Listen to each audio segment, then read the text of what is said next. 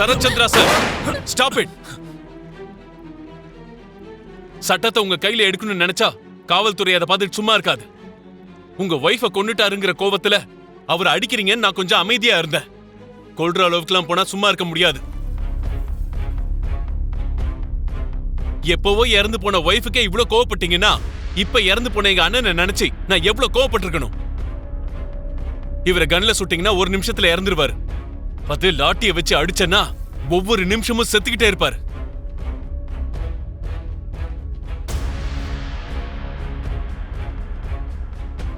நான் இதை டீல் பண்ணிக்கிறேன், நீங்க கூலா இருங்க. இவனை கூட்டிட்டு போங்க எஸ்பி சார்.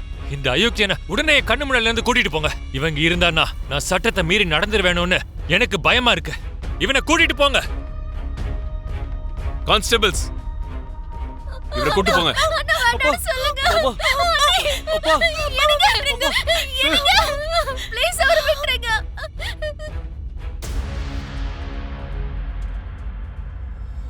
அப்பா அப்பா அப்பா அப்பா என்னப்பா இது?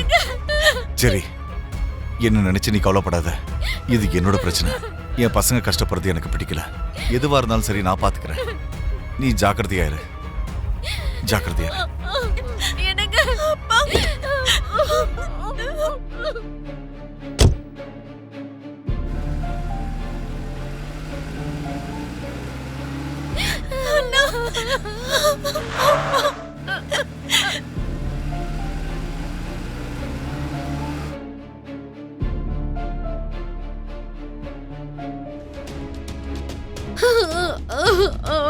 மாமா,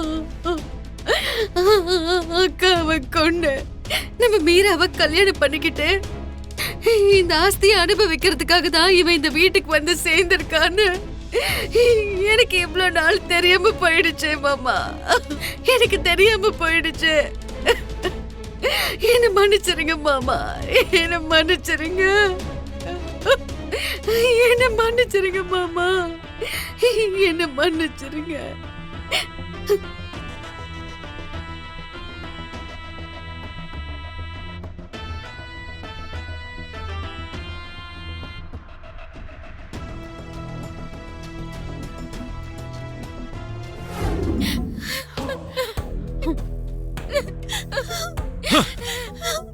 இங்க பாருங்க, எந்த ஒரு விஷயமும் கிருஷ்ண பிரசாத் சம்பந்தப்பட்ட எந்த ஒரு விஷயமும் இந்த வீட்ல இருக்க கூடாது. வீட்ல ஒரு இடம் விடாம தேடி தூக்கி போடுங்க எல்லாத்தையும்.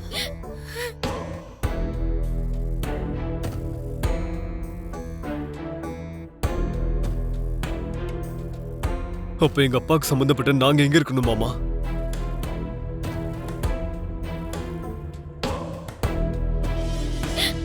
ஆமாண்ணா, நான் அவரை கல்யாணம் பண்ண பொண்டாட்டி. என் பசங்க அவருக்கு பிறந்தவங்க. நாங்க கூட இந்த வீட்டை விட்டு போகணுமா? நீ எங்க போக போற? நீ என்னோட தங்கச்சி.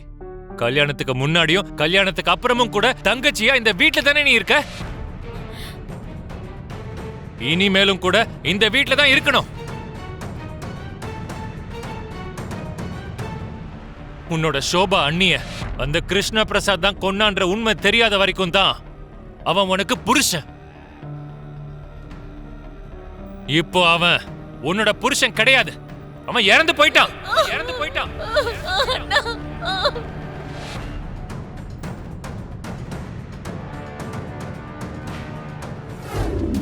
நீங்க எல்லாரும் உண்மையை மறைச்சு பொய்ய உண்மை நம்ப வைக்கிற ஆட்டத்துல இன்னைக்கு நீங்க எல்லாரும் சேர்ந்து ஜெயிச்சு காட்டிட்டீங்க.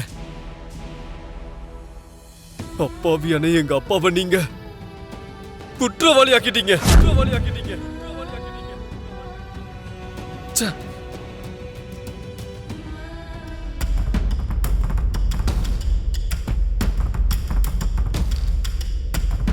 அப்படின்னா இப்ப நீ என்ன சொல்ல வர? நாங்க எல்லாரும் குற்றவாளிங்க, உன் அப்பா நிரபராதியா? அதான் நானும் சொல்றேன். குற்றவாளி ஆதரிக்கிற நீங்க எல்லாரும் குற்றவாளி தான். இங்க உண்மையான குற்றவாளி நீங்க தான், நீங்க தான். சரி சரி.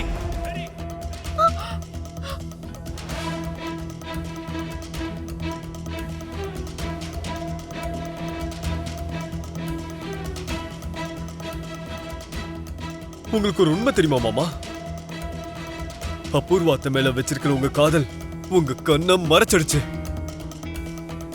அது எப்ப திறக்குதோ அப்பதான் இங்க நடக்கிறதெல்லாம் உங்க கண்ணுக்கு தெரியும். சோபா சந்திர அத்தைய கொன்னது அபூர்வாத்தை தான். டேய் செரி, என்னடா பேசுற நீ? பெரியவங்க சின்னவங்க மரியாதை இல்லாம இப்படி பேசிட்டு இருக்க.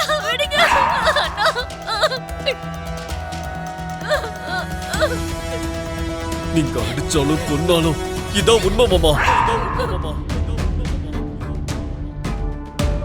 இந்த அபூர்வாத்தை தான் சோபா அத்தைய கொன்னுட்டு அநியாயமா என் அப்பாவை இந்த கேஸ்ல மாட்டி விட்டுருக்காங்க. மறுபடியும் அதே சொல்றியா? மறுபடியும் அதே சொல்ற. மறுபடியும் அதே சொல்ற.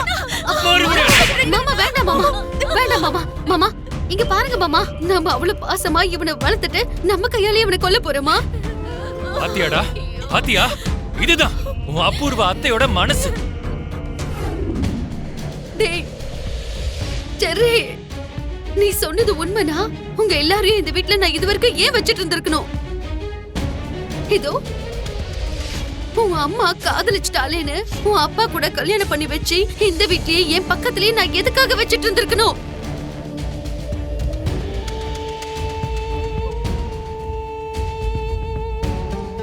கல்யாணம் செஞ்சு வச்சு வெளியில அனுப்பி எனக்கு என்ன வந்துச்சுன்னு மகாராணி மாதிரி நான் நேசிச்ச என் மாமா கூட நான் தனியா இருந்திருப்பேன்ல.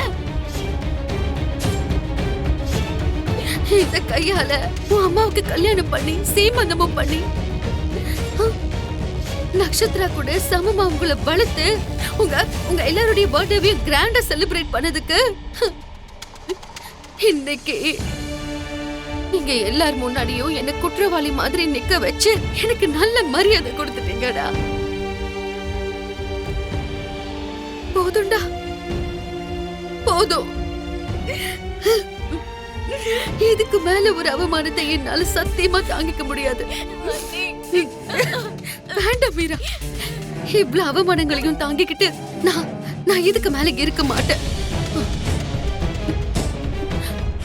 நான் அன்னைக்கே சொன்னேன்ல மாமா, நான் இந்த வீட்டை விட்டு போயிடுறேன்னு. கேட்டீங்களா நீங்க? இவங்க எல்லாரும் ஒண்ணு சேர்றதுக்காக என்ன கார்னர் பண்ணி ஏதோ குற்றம் செஞ்ச குற்றவாளி மாதிரி என்ன நிக்க வைக்கிறத என்னால தாங்கிக்க முடியல மாமா.